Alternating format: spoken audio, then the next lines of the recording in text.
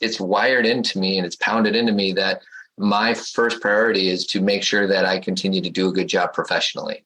And I'll let my wife navigate the emotions in the household because she's better at it. So it's easier for me to just kind of step back saying, you know what, honey, you're better at this than I am. So I just might come in heavy handed when there needs to be some serious discipline, but you do most of the heavy lifting. And in my experience, it has to happen. We need to meet our partners at least halfway. And as a matter of fact, even more than halfway. Welcome to Tilt Parenting, a podcast featuring interviews and conversations aimed at inspiring, informing, and supporting parents raising differently wired kids. I'm your host, Debbie Reber, and today is a different kind of episode for this show because we're doing a deep dive into the subject of vulnerability, male culture, and parenting specifically in the context of heteronormative relationships. And I have the perfect guest to explore this topic with. Todd Adams, half of the duo of Zen Parenting Radio and a leadership coach for men and the executive director of the international men's organization, MenLiving. Todd and I looked at the societal norms and pressures on men that get in the way of their being vulnerable in their relationships, feel more connected at home, and hold emotional space for their families, especially in families with differently wired children where the demands on relationships, emotionally, mentally, and physically, may be more intense. We also talked about what women can do to support and encourage their male partners to do inner work and show up in a way that will better support their relationships and their family as a whole. And you may recognize Todd. He's been on the show before, but in case you're new to him, here's a little background.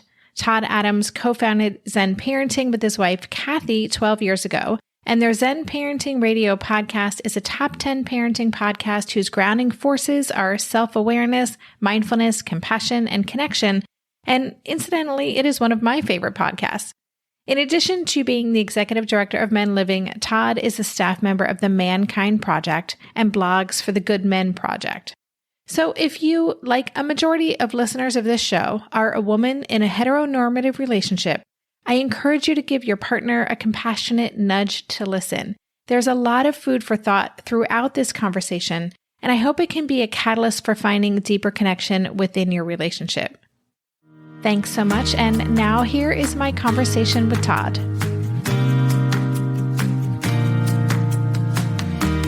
Hey Todd, welcome back to the podcast. Thank you, Debbie. I appreciate you having me on. So I've had you and Kathy on together.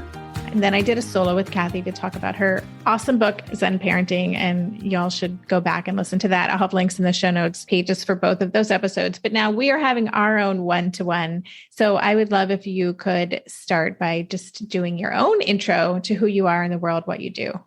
Sure. My name is Todd Adams. I'm married to an amazing woman named Kathy Kasani Adams. We do a podcast together called Zen Parenting Radio.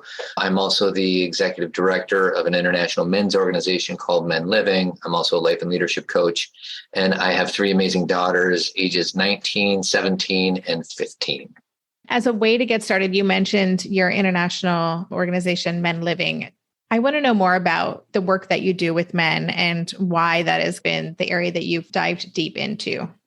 Yeah. So I think the easiest way for me to tell the story is to begin at the beginning. I went on a golf weekend with my buddies when I was like 32 years old, and they were college friends. And we did the things that most guys do on golf weekends, which is gamble and drink and play golf. And I got home from the weekend exhausted and also joyful because I spent the weekend with my buddies. And I got home and Kathy's like, "How was the weekend?" I said, "Great." She said, "How are the guys?" I'm like, "They're great." And we went to school together. She knows these men. And she's like, "I know, but what's going on with them in their worlds, relationships?" And I realized over a 72-hour period, I did not have a single moment of meaningful conversation with these men. Meanwhile, Kathy would go out with her girlfriends for 2 hours and know everything. And I just kind of like saw my future of this superficial, artificial, shallow relationship with men. So fast forward, Kathy started doing this women's circle out of her living room. And I'm like, I want to do that. So I invited a buddy and to kind of do the meeting with me. And then we invited a few other buddies. And we just decided that we're going to get together without booze and without ESPN and without TV. And we're just going to like connect authentically. And that's how it started. And that was 11 or 12 years ago. And since then, we've turned into an international men's organization. Men from all over the world connect on Zoom free of charge. And the whole idea is for us to share authentically and vulnerably so that we can be better connected to ourselves, connected to each other, show up in our relationships with our children, with our partners in a more invigorated, more conscious way. So that's the genesis of what we do and how we do it. And in terms of the guys that show up to your spaces, I'm wondering even how they find you, because it seems like the discourse in our culture is that this isn't your typical guy. Your typical guy isn't plugged in. Your typical guy isn't doing that deep inner work. And so I'd love to know how people find you, how men find you. Yeah, they're the unicorns. Most guys grow up in the man box. Most guys are taught that vulnerability is a weakness. I happen to believe that vulnerability is a strength, and that's the only way we can truly connect with other people is with vulnerability. And I'll tell you a quick story. I was at a YMCA father-daughter weekend, and I went year after year after year, and it was just an awful time because the girls would go in one direction, the dads would go in the other directions. The dads just talk about sports and work and all that. And I kept waiting for the men that I was around to be vulnerable. And I got sick of waiting. So I decided that this next year I was going to just dive in with something kind of like deeply personal and authentic and vulnerable. So when a guy's like, hey, how you doing? Instead of me saying, oh, work is good and the kids are good, I'm like, actually, I'm struggling with my relationship with my wife right now. And it's because she thinks that I'm always trying to fix her problems when I feel like fixing her problems helps, blah, blah, blah. And what I noticed was that some guys would run away scared. Most guys just need an excuse. They need the door open. And I'm now at that place in my life where I really don't care much about how I'm perceived by, well, that's not true. I do care how I'm perceived, but not in the same way.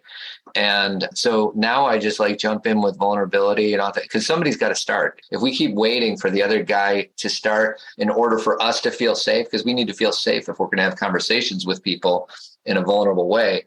So I take a risk. And even though I don't know a man and the rapport hasn't been built up to the point where I feel safe, I'm just willing to outsource that and just try to lean in with some vulnerable conversation. And like I said, most of the time the guys will meet me where, as long as I take the lead, and I hope to continue to cultivate in them so they can go do that in their own lives, whether it's with their partner, or with their kids, or with their boss, or with their employee, with another man, doesn't really matter.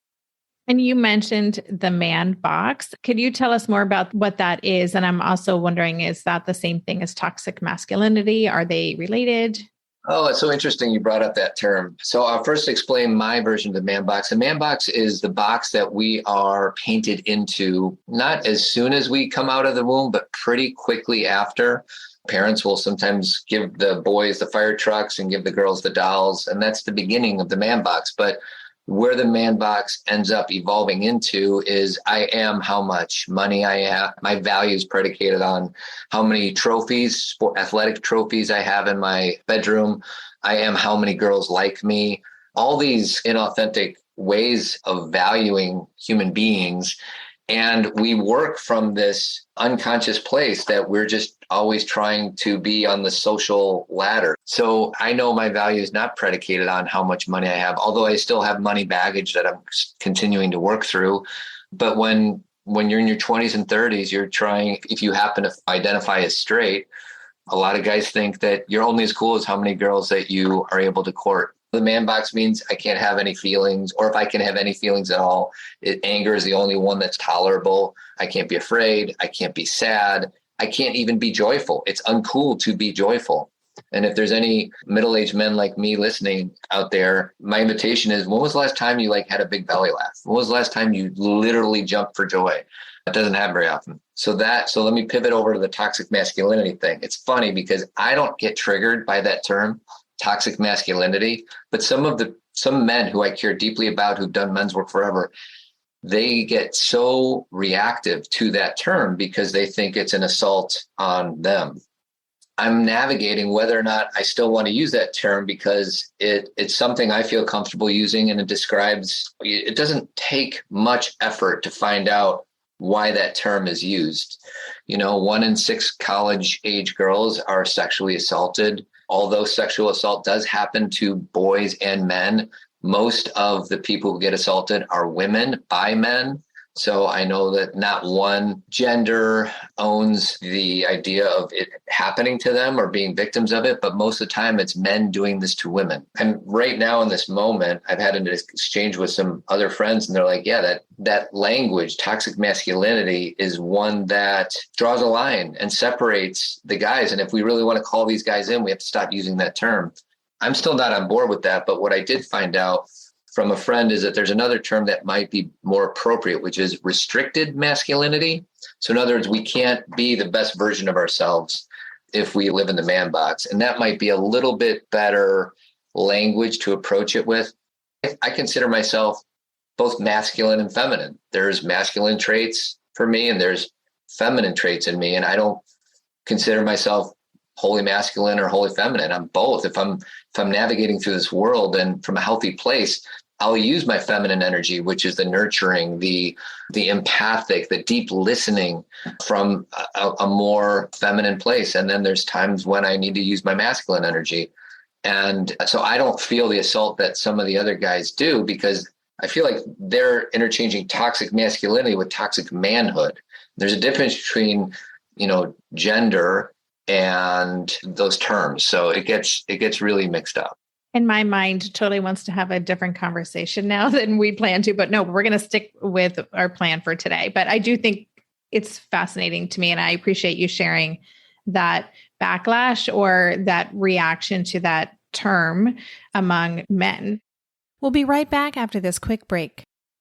Maybe I've watched too many seasons of The Amazing Race, but every time I have to go somewhere on the subway, I treat it like a competition. It's all about making the right gut decisions about which route will get me there the fastest. Sometimes those decisions get me where I'm going early, and other times my gambles don't really pay off. Probiotics can't help with most gut decisions, but if your gut needs a little support, Ritual has your back. Their Synbiotic Plus, a 3-in-1 supplement, has clinically studied prebiotics, probiotics, and a postbiotic to support a balanced gut microbiome.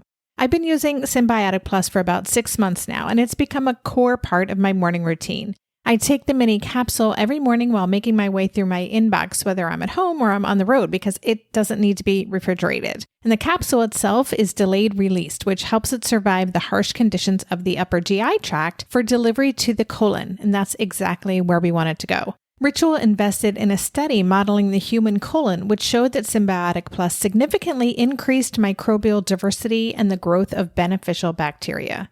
There's no more shame in your gut game. Synbiotic Plus and Ritual are here to celebrate, not hide your insides.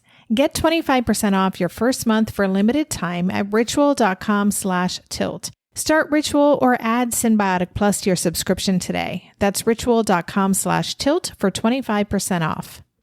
During this month of planning and organization for big transitions, rhythms and routines have been absolutely essential for our physical and emotional well-being.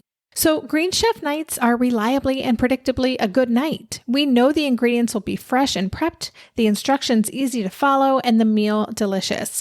We're all still talking about last week's turkey tacos with mango chimichurri sauce, refried beans, and Monterey Jack cheese.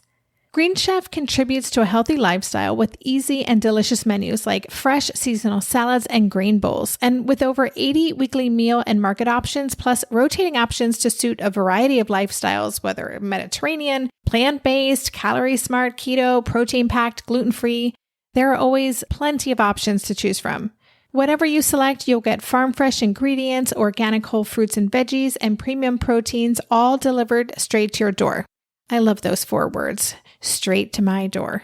Oh, and one more thing I love about Green Chef, they have an app, which means it's easy to manage meal preferences and delivery from your phone if you want to. And I, for one, want to. I am in that mode where I'm making the most of little moments like waiting in line at the pharmacy or for the F train to pull into the station to tackle all of those to-dos. So the convenience of an app is key for me. Green Chef has a special offer for Tilt listeners. Go to greenchef.com/tilt50 and use code TILT50 to get 50% off plus 20% off your next 2 months. That's 50% off plus 20% off your next 2 months when you use the code TILT50 at greenchef.com/chilled50.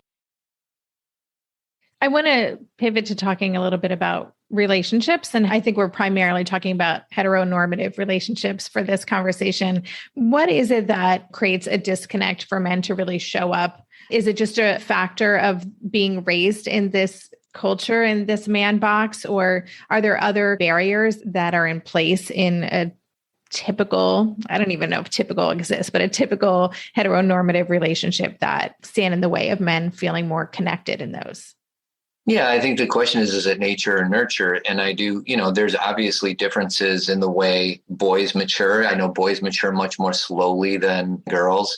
So there is some, hardwiring going on. But for me personally, I think it's mostly conditioning. It reminds me of the story that always brings me some sadness. I have a bunch of really wonderful relationships with other men, and for the men I feel comfortable with, we hug and we say hi to each other, and there's physical touch involved, which I know in this homophobic society is really scary to a lot of guys out there. But I was in downtown in the suburb I live in, and there's two boys holding hands, and they're about 4 years old.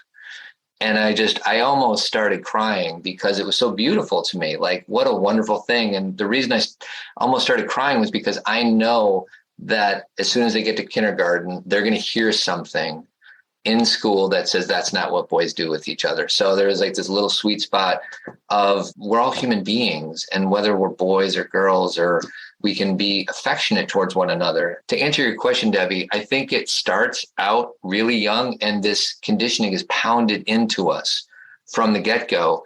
Personally, I feel really safe in my head. So when my wife comes home from a hard day of work and she talks about what went wrong, it's very natural for me to say, well, why don't you try this or this or this? And I learned very early in my marriage that is not a good way of being in relationship with my wife. She wants an empathic ear. She wants to be paid attention to, not while I'm on my phone and trying to pay attention to her. Like, can I give her my full presence? And it's not something that's taught. That's the bottom line, is we are not taught any of these things. You would think it would come naturally to us, but it doesn't, and it's pounded out of us. So my hope is that us guys in a heteronormative relationship can get curious about, okay, if you're not connecting with your partner, what's stopping you? Instead of blaming the other, guys will be like, oh, my wife is crazy. There's something else available if you can get curious about how to more deeply connect with your counterpart. And it's not a skill that's taught. Like, we need to read, we need to work on ourselves. We need to be in relationship with people that model it for us. And this comes to parenting. Like, my dad, bless his heart, was not a good model of how to be in relationship. He taught me that it's normal to yell at your wife. That's the household I grew up in. And that is an issue. So all these societal conditioning usually starts in the home, and it comes from the modeling that we have for our children. And then one other quick thing is, I know that if my 3 daughters end up wanting to pick a male partner, they're going to compare every relationship they have in their lives with the way that I treat my wife. Our kids learn a lot more by observing what we do versus listening to what we say. So if it's normal for me to yell at my wife, they're going to think it's normal for their partner to yell at them. So there's a lot there, and a lot that we as guys need. And I don't want to be a man hater. I love guys. I started an international men's organization to create a space for guys to connect deeply so that they can go out and spread conscious masculinity out there. And but I think that we as guys have a long way to go. And I'm wondering, through the community that you've created and the men that you've worked with, knowing the audience for this podcast are parents and caregivers who are raising neurodivergent kids, I hear from so many, mostly moms, who are struggling with their partner feeling disconnected, or their partner not being on the same page. And we talked a little bit about this when both you and Kathy were on the show. But I'm wondering, in your experience, are there special considerations or challenges for dads feeling connected in relationship when their kids are more challenging or neurodivergent? Yeah, I think it goes back to, what do we prioritize? And, the fact that I'm guessing most of your audience, Debbie, are moms who have neurodivergent kids. And most of the people that listen to our podcast, Zen Parenting, are mostly moms. Why is that? It's because us guys think that we have it all figured out and we're not willing to look at it. Although a lot of guys out there, they say, okay, what I do is, and this is totally old school, not the way it is anymore, but as long as I put food on my family's table, my job is complete. And that's simply not the case. Kathy wants me to meet her halfway with everything, with caring for our daughters, to be empathic listeners, to washing the dishes, to cooking the food, to cleaning the house, to all that stuff. And I still struggle with it. I would love to say, oh yeah, I've processed through all that. It's wired into me and it's pounded into me that my first priority is to make sure that I continue to do a good job professionally. And I'll let my wife navigate the emotions in the household, because she's better at it. So it's easier for me to just kind of step back, say, you know what, honey, you're better at this than I am. So I just might come in heavy-handed when there needs to be some serious discipline, but you do most of the heavy lifting. And in my experience, it has to happen. We need to meet our partners at least halfway. And as a matter of fact, even more than halfway, because I have the attitude that my wife simply gives more than I do. And I'm trying to make up for lost time, because I spent the first 10 years of my parenting career just focused solely on work. And when my kids get home and they have a bad day, first question they'll ask is, where's mom? And it's so disheartening to me. And I'll be like, what about me? I'm right here. And it's because I haven't created a safe enough space for them to share with me, because Kathy's been doing all the heavy lifting. When men join MenLiving, your organization, or come to do this work, I'm curious to know what brings them to you. I imagine there's fear there or concerns. What do you find that they're struggling with the most? They're lonely. Guys are lonely. And it's weird, because my judgment is women are better at connecting with each other more authentically. And most men, I don't know how many billions of men are out there, most of them would have no interest in stepping into a space that MenLiving would, or any other wonderful men's organization might create, because they're going to be asked to be vulnerable. And that's a scary place, because we're taught since we were born, vulnerability is weakness. And for me, the only vehicle of connection in relationship is vulnerability. So the ones that find us, some of them are ready to jump in with both feet. Some of them are testing the waters to see if it's something that's helpful, but it's a lot easier to, see a bunch of guys drinking at a bar, watching Monday Night Football than it is, a bunch of guys sitting in a circle sharing something really authentic and vulnerable. It's not something that happens, but the answer is we're lonely, and the statistics back it up. I mean, the highest demographic of suicide is middle-aged men. I figured it was kids, and it's not. And it's because the quality of our lives as human beings, in my judgment, is based on the quality of our relationships. And if we're not connected in an authentic way to other people, then we're lost. And we just live in a society where guys are taught that they should be able to do it all on their own and not ask for help. And it's a warped way of understanding manhood, in my judgment. Darren, my husband, has been on the show a few times, and we've really talked about how we have navigated our journey of raising Asher. I'll share the link to that in the show notes too, if you want to listen to those. But I feel like Darren is a very connected husband. And I still imagine that even men who are pretty plugged in are still under the surface grappling with these same issues, that they're always kind of there. Yeah, there's no doubt about it. We're trying to peel the onion back, and the onion's been kind of closed up for a long time. I do have a little more hope for this generation that's coming behind us. Hopefully we've modeled a little bit better, and it's a little bit easier to see what healthy masculinity looks like these days. Although when you turn on the news, in most cases, the news is because a man has made a bad decision, whether it's Ukraine and Russia, whether it's climate change, us trying to get richer faster at the expense of the environment. I sometimes, when I speak, I trigger a lot of guys out there because they think I'm just beating up on men. But the bottom line is we're the ones that have the most influence. If you look at how many people are in Congress and how many of them are white men, it's most. If you look at the Fortune 500 companies, it's mostly white men. And if we have this influence, let's use it to connect with ourselves, with our partners, with our community, with our climate. And we simply have a lot of work to do. So what MenLiving does is try to do our own version of raising the consciousness of what healthy masculinity looks like. What does that do for a family? So you've talked a lot about vulnerability. Again, thinking about listeners living their challenging existence with their neurodivergent kids and maybe being in a partnership where people are on different pages. Like, what can actually happen for those families when men do commit to doing this work and showing up more vulnerably in those relationships? Well, I feel like the only way to connect for real is to connect with vulnerability, which requires a little bit of self-reflection. It's so much easier for me to try to fix my wife or fix my kids than it is for me to fix myself. And fix is probably not the best word. I would probably use personal growth. But instead of looking at why our kids aren't the way that they are, or why our wife doesn't love us the way that we think she should, or our partner, instead, let's look at ourselves. Let's look in the mirror and how can we be the best version of ourselves? And when we do that, it just kind of seeps out into whoever you happen to be around. My personal struggles are not with blaming my wife or my kids. I happen to be really hard on myself. And I think that's more of a human condition. I'm sure there's some people out there that like to blame others quicker than to blame themselves, but I am by far my worst critic. So if I can get my arms around, okay, Todd, you're doing your best, take a breath, go easy on yourself. If I can do that, I'm guessing that it's easier for me to be in relationship with the people that I love. But yeah, it just naturally kind of seeps out. If we're working on ourselves, then it seeps out into the people that we're surrounded with.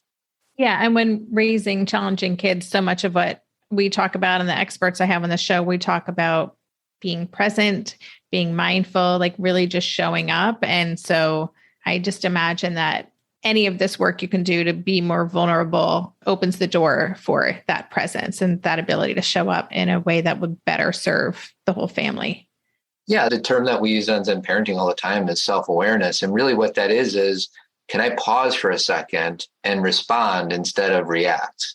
There's a lot of people out there that are really good at reacting without thinking. Can I have enough discipline that next time something triggering happens to me, can I locate to see if I'm in a place of openness and curiosity, or instead am I in a place of closedness or defensiveness or that I have a need to be right? I don't think I'm going to get anywhere unless I first try to just locate where I am in this present moment. And it's not easy, because when we get scared, we go back to the back of our brain and we react from that place. But we do have this wonderful thing called a prefrontal cortex, which differentiates us from the animals. And we have the ability to pause and reflect and then respond from that place. And like I said, maybe 8 times out of 10, I still kind of get in this reactive place. And my goal is to make that ratio a little bit more friendly. Yeah, I'm in the same place as you are. It is a fledgling skill, the pause and reflect and then respond as opposed to reacting. We'll be right back after this quick break. Hey there, it's Debbie. I love making this show and sharing conversations about how to support our awesome neurodivergent kids. I've seen how even one little insight from an interview can spark a big shift in daily life. But I know that raising complex kids can be messy and lonely. And just when we think we figured it out, something comes up that boots us right back to feeling overwhelmed and stuck. That's why I've poured everything into creating a way for parents like us navigating complex parenting journeys to join together and chart a path that feels positive, hopeful, and doable. It's the brand new Differently Wired Club experience. In the club, you'll get personal support from me and other seasoned parent coaches, 6 live calls every month where you can connect and get your personal questions answered, the opportunity to learn directly from authors and experts like I have on this show, monthly themes for getting specific and tactical, an exclusive private podcast feed, and the best, most generous community of parents. Seriously, these folks show up for themselves and each other, and that right there is really everything, because it's a daily reminder that we're not alone. Our kids aren't broken, and we have totally got this. The recently rebooted Differently Wired Club is on a brand new platform with its very own iOS and Android app. It is such a great space. However you learn, whatever your style, no matter the ages, genders, and neurodivergent profile of your children, the Differently Wired Club can help you cultivate the positive shifts you're hoping for. Join us today by going to tiltparenting.com/club. That's tiltparenting.com/club. I hope to see you on the inside. If you like this show, there's a decent chance you'll also enjoy the Shameless Mom Academy. Hi, I'm Sarah Dean, the founder and host of the Shameless Mom Academy. The Shameless Mom Academy is a podcast for moms that centers moms more than it centers your kids. I'm not going to teach you how to make baby food or how to make your 3-year-old or 13-year-old stop having tantrums. Instead, I'm going to bring you back to yourself. For the last 20 years, I've been helping moms through growth and transformation. Inside the Shameless Mom Academy, I help you identify who you are and who you are becoming. Look, motherhood is hard. It brought me to my knees many times and sometimes still does.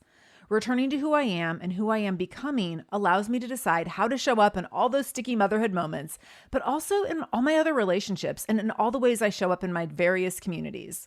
So come check out the Shameless Mom Academy wherever you listen to podcasts. I'm willing to bet you'll leave feeling a little inspired and maybe even completely fired up. And you'll probably laugh a few times because I promise we never take ourselves too seriously over here. With 700 episodes to choose from, you're likely going to find something that sparks and speaks to you inside the Shameless Mom Academy. So I wanted to ask this question in two parts for women listening. Again, that is the majority of this listenership. And I hope that women listening will share this episode and gently encourage their partner, if they have a male partner, to listen to this. First, how can women encourage or open the door for their male partners to do this work? That's part one. Part two is, if a man is willing and open to doing this work, how can women best support that process? Yeah, those two very good questions. So I'll start with the second one first. How can women support?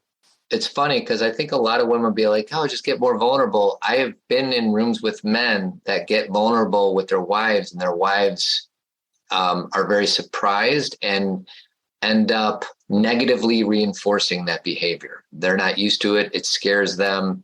You know, if your husband is used to never crying and then all of a sudden he gets in this vulnerable place, it could scare the woman in this case. My invitation for the women out there would be, if your guy is brave enough to be vulnerable, to support him and love him through it and connect with him in an authentic way. Because for us guys to do that, it's a really scary place. We've been taught that this is not what guys do. Are there things that women with a male partner listening to this can do to encourage their partner to explore this? So that's tricky because us guys, I can't speak for us guys. I sometimes don't like being told what to do.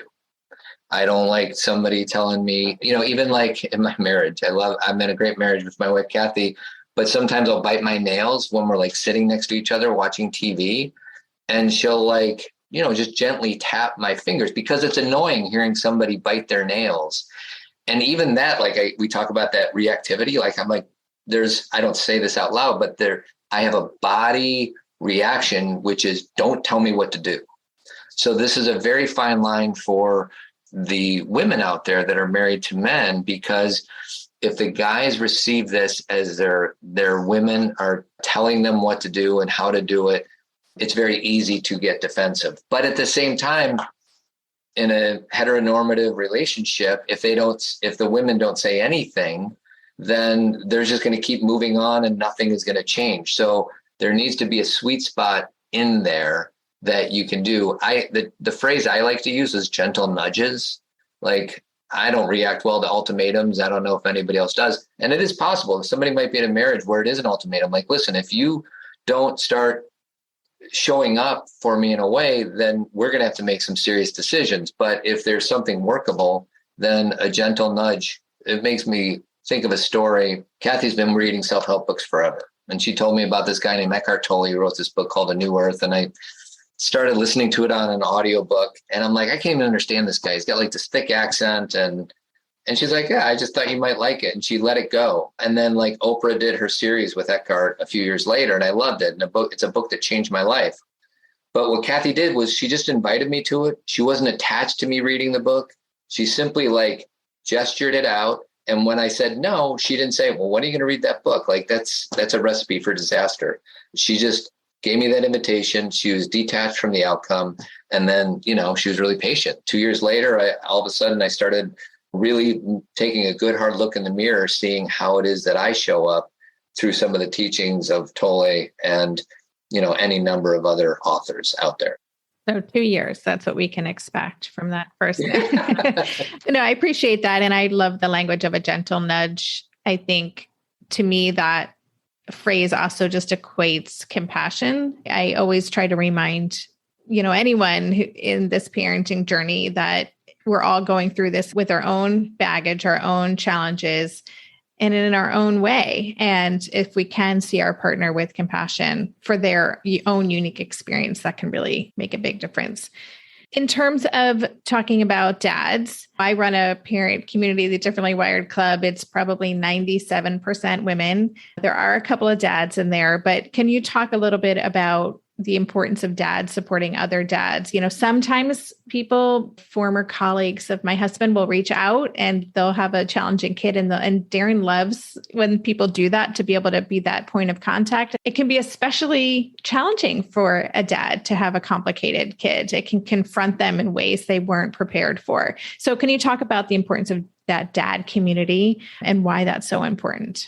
Yeah. If I let my wife do all the heavy lifting regarding parenting, and all I did was provide, there's something that we as dads can bring to the table that moms sometimes aren't as good at, whatever that is. And sometimes it's role reversal. Sometimes it's the mom showing up as this like warrior type strength. And my guess is, if you're mother of a neurodivergent kid, I think of like mama bears, like do not mess with a mama bear. And where I get challenged sometimes is, whether it's in your community, in our Team Zen community, or conferences. We even did a screening of a documentary called The Mask You Live In. Have you ever seen The Mask You Live In? I have not. It's a wonderful documentary created by Jennifer Siebold Newsom. It's Governor Newsom's wife. And it's all about healthy masculinity. And we did a local screening of it in our movie theater. And we promoted it saying, guys, this is your opportunity to show up and know what healthy masculinity might look like, the negative impact of toxic masculinity. Please show up. And we had about 200 people in the audience watching the movie with us. And I would say about 175 of them were women. And it was about masculinity.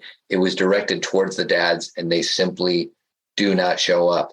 When we are lucky enough to be courageous enough to show up in a circle of, whether it's other men or a parenting community, the group is stronger for it. If it's a bunch of women trying to not fix the problems, but get their arms around something, and if it's just the women doing it, it's at the expense of your children's experience. So I don't really know if I have an answer for it. And I think it is getting better, but I just find it so interesting how guys will spend 2.5 hours picking up their fantasy football pickups on a Wednesday night, yet they won't listen to a podcast that their wife wants them to listen to.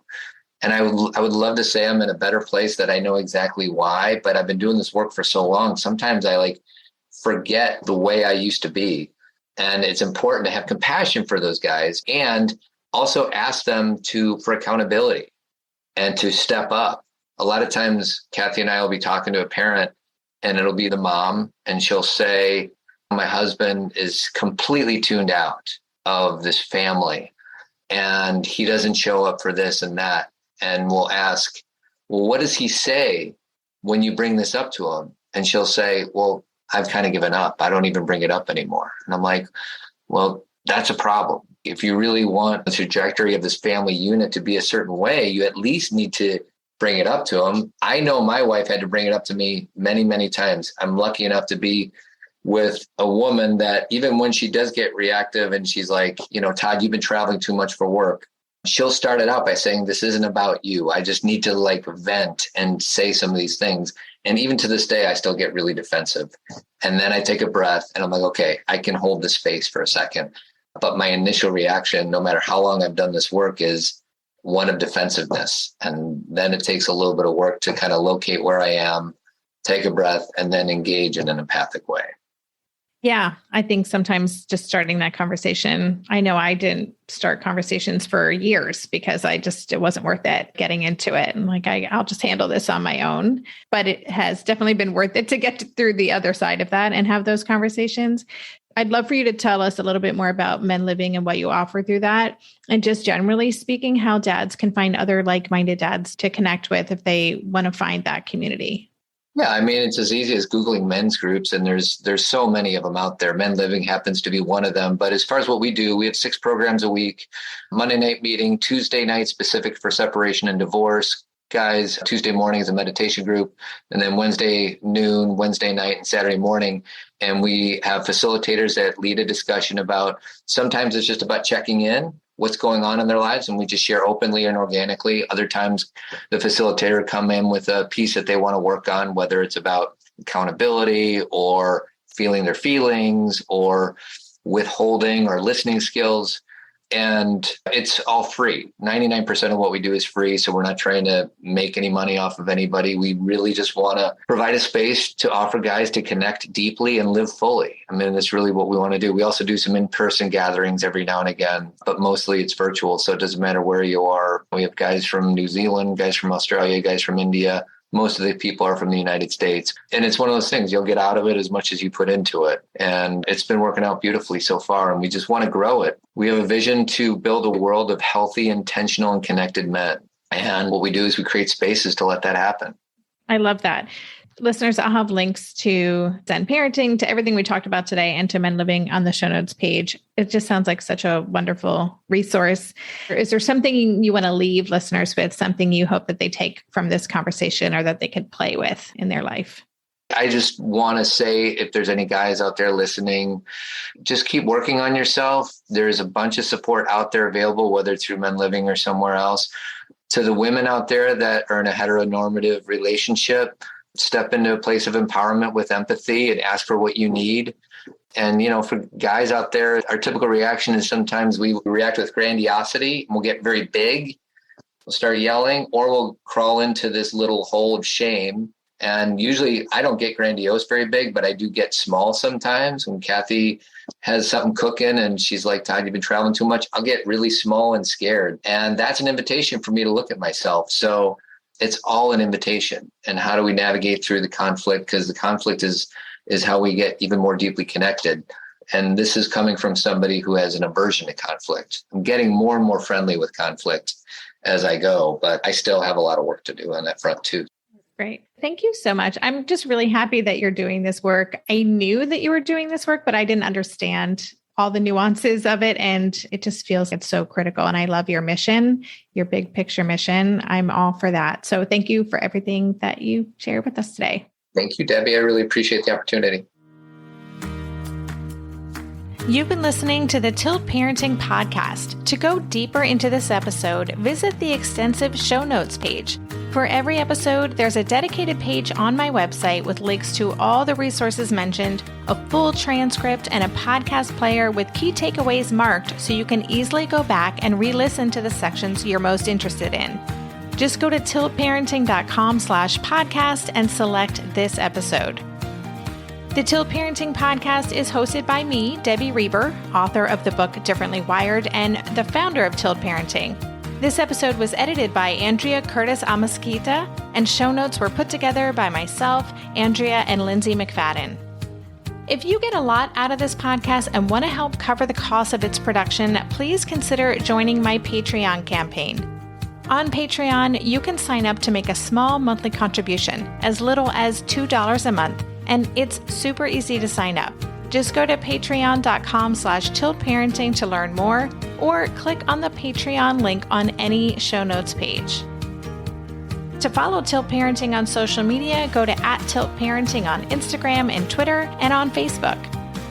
Lastly, please help this podcast stay visible and easily found by the listeners who need it by subscribing and leaving a rating or a review on Apple Podcasts or wherever you listen to podcasts. Thank you so much.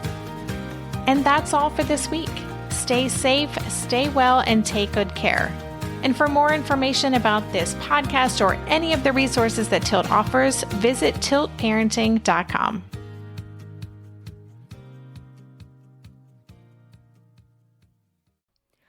Hey, are you a parent of a teenager? Are you feeling overwhelmed about how to be what they need while also holding limits and boundaries that keep them safe? Are you tired of conversations that negate how messy this season of parenting is? Well, I've got you. My name is Casey O'Rourke. I am a positive discipline trainer, parent coach, and the host of the Joyful Courage podcast. Every week, I come to you with an interview digging into tough topics with experts I trust and solo shows that go deep into the personal growth and mindset needed to raise teens in a way that grows them into confident, capable young people. I am not afraid of getting real about the intersection of conscious parenting and the teen years, while also bringing in vulnerability, humor, and lightness. I'm walking the path with you and honored to serve. Listen to Joyful Courage on Apple Podcasts, Spotify, or wherever you consume podcasts.